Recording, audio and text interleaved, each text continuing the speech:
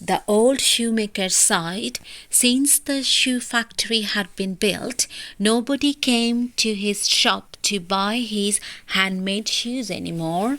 You work hard and you are a good man, his wife reassured him. Something will turn up. I only have enough leather to make one last pair of shoes, the shoemaker said. I will make them first thing tomorrow.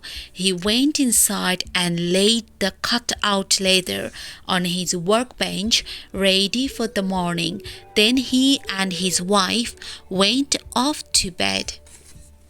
In the morning, he was astonished to find a brand new pair of shoes on his workbench. They were absolutely perfect, with tiny stitches in glinting golden thread. Whoever could have made these?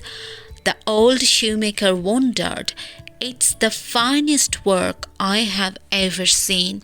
We had better see if somebody would like to buy them, said his wife, and she opened up the shop so let a passing customer inside. The customer was so excited about the shoes, she paid him double the price he asked. Now the shoemaker had enough money for leather to make 2 more pairs. Another customer came into the shop. I would love some shoes like that too, she cried. Do you have any more? Come back tomorrow afternoon, the shoemaker told her.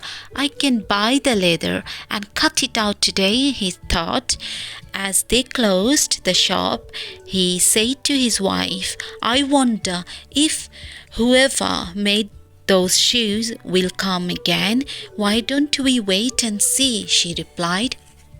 The night, the shoemaker and his wife peered through the door and saw 2 little elves hop onto the workbench.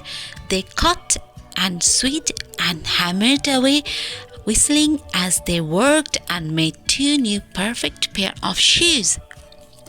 The next day, the customer came eagerly to buy her shoes, and her husband came too. These shoes are so beautifully made, he said. Everyone in town will want a pair. With the money the couple paid for the 2 pairs of shoes, the shoemaker could buy enough leather to make 4 more pairs. Word spread, and soon there were people lining up outside his shop to buy shoes, and every night the elves made more. What a blessing those little people are, exclaimed the shoemaker. They are doing us such a good turn. I wish I knew how to thank them. I have an idea, said his wife. They look cold in their ragged clothes. Let's make them some new clothes to say thank you. So that night, the shoemaker's wife made 2 tiny shirts and pairs of trousers and 2 tiny hats and jacket. And the shoemaker made 2 teeny tiny perfect pairs of boots from leftover scraps of leather.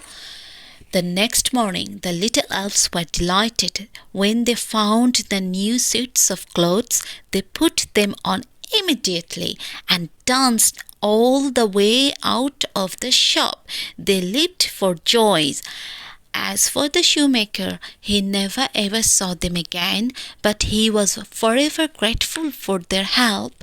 From that moment on, his shop always had enough customers, and he was happy working hard at what he loved, making wonderful shoes.